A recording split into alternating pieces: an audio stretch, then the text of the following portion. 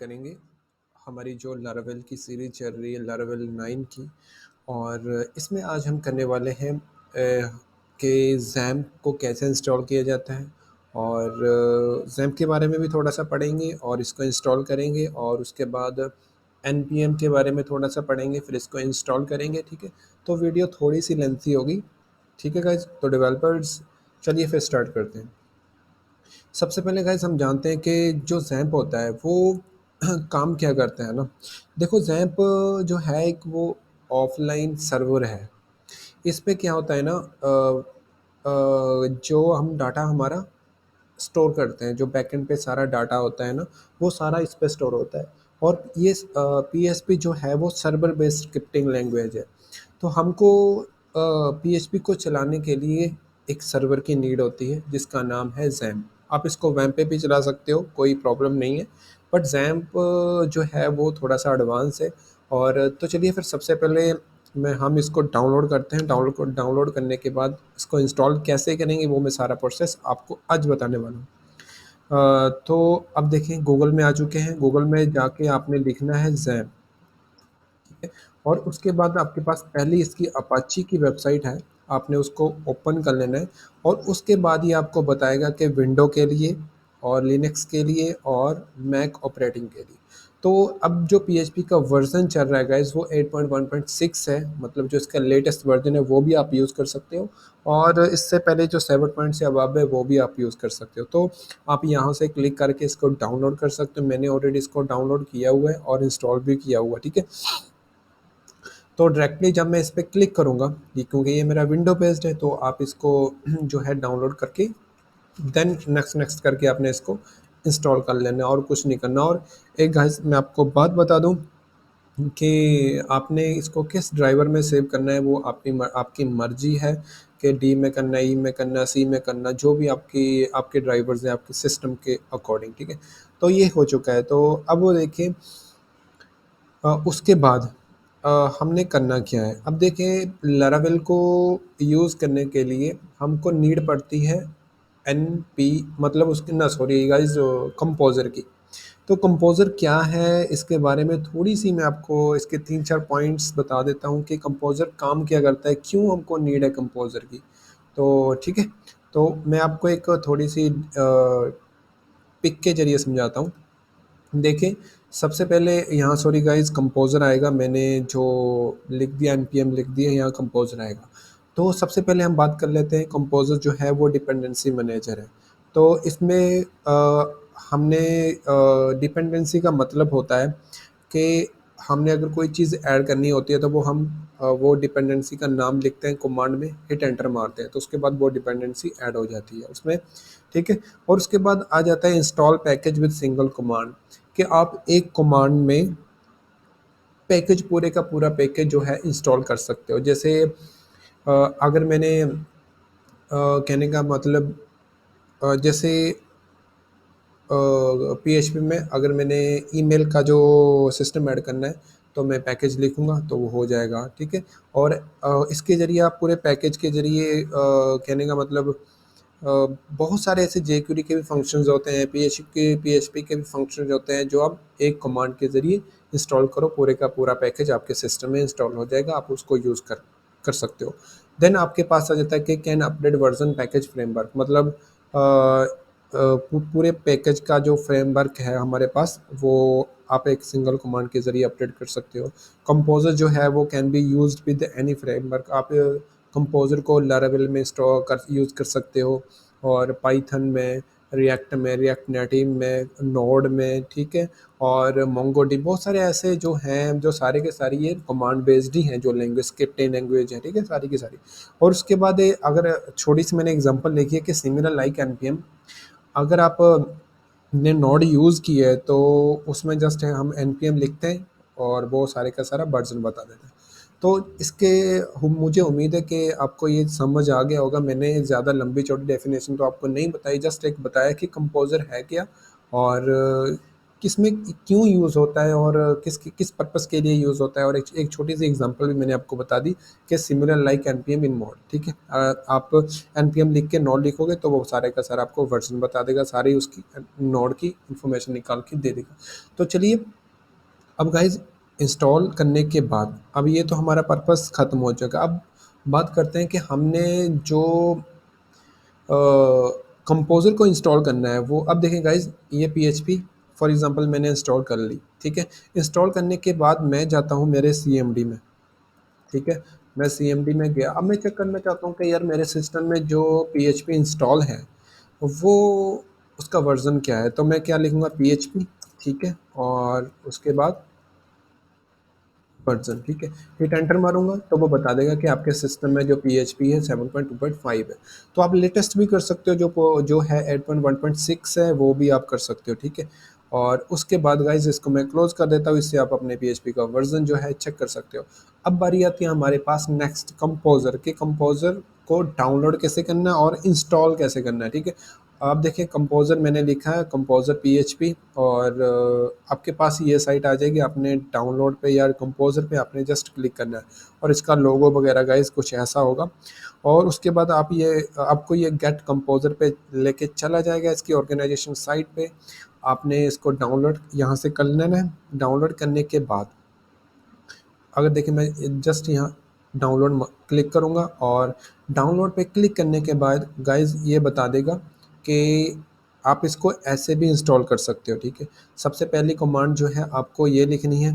ये क्या करेगा कि आपका जो कंपोज़र है, मैं ये भी बता देता हूँ, कंपोज़र आपका उठा के आपके सिस्टम में ऑफलाइन इंस्टॉल कर देगा। और उसके बाद आपने ये कमांड देनी है कंपोज़र सेटअप की। देन उसके बाद पीएचपी कंपोज़र सेटअप हो जाएगा। देन उसके बाद मेरे कहने का मतलब आप इससे भी कंपोज़र को इंस्टॉल कर सकते हो, ठीक है। और नीचे लिखा हुआ है कि आपने चेक करनी है कि आपके सिस्टम में जो जैम्प में जो फाइल है php.ini फाइल, आपने इसको सेलेक्ट कर लेनी है, ठीक है। और उसके बाद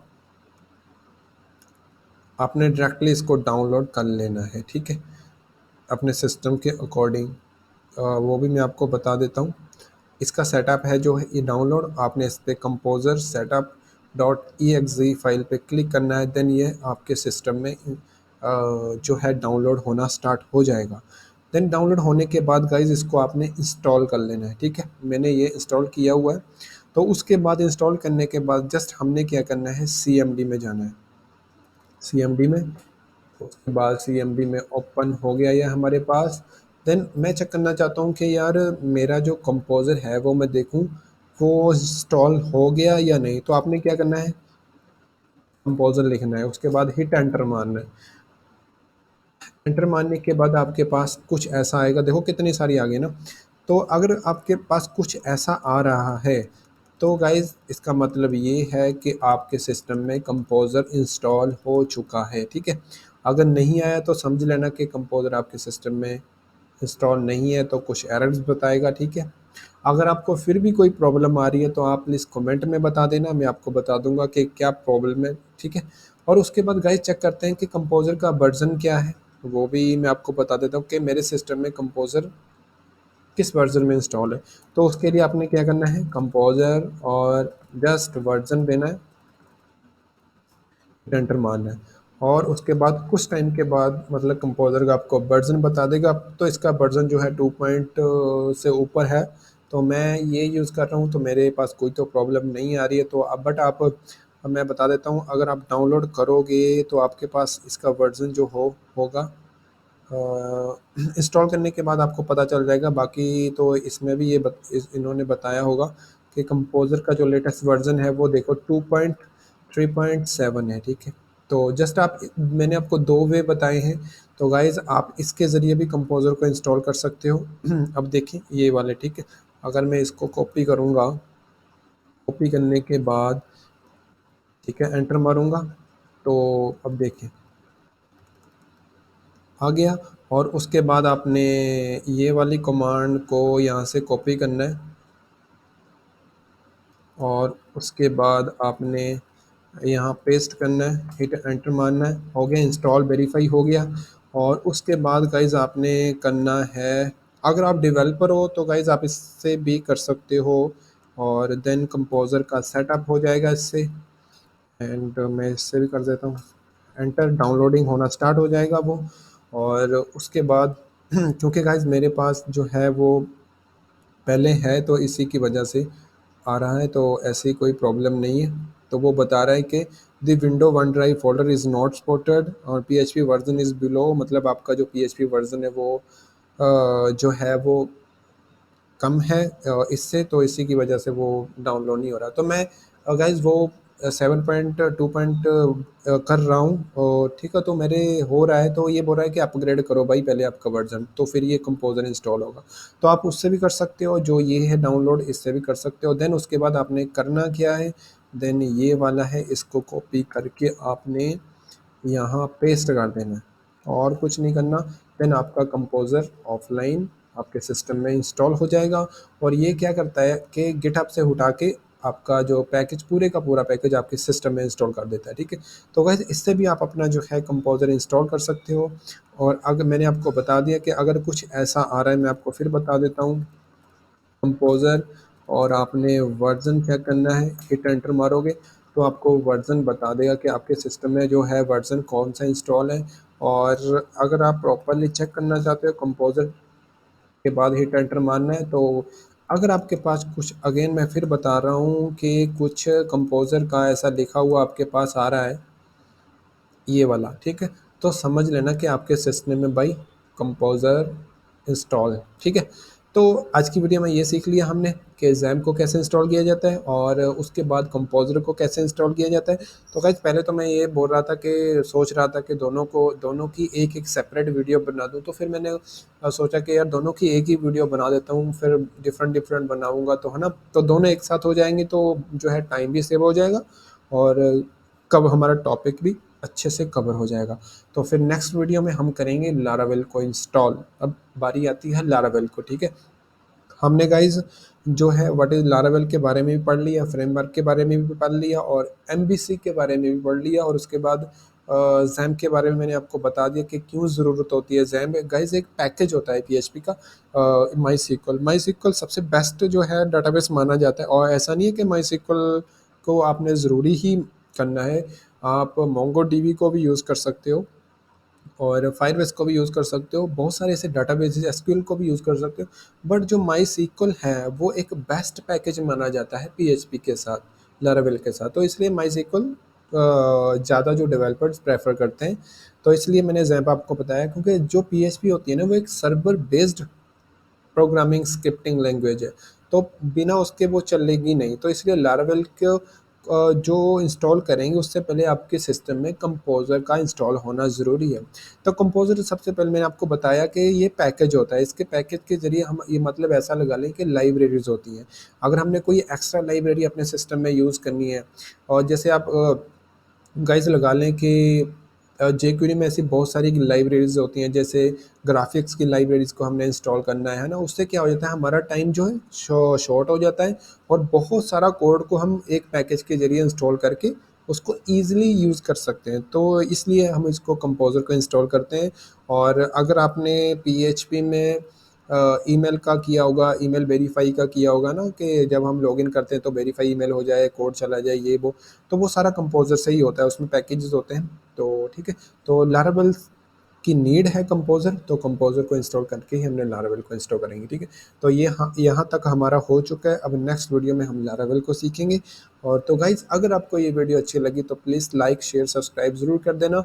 तो फिर मिलते हैं नेक्स्ट वीडियो में लारावेल की। Bye bye.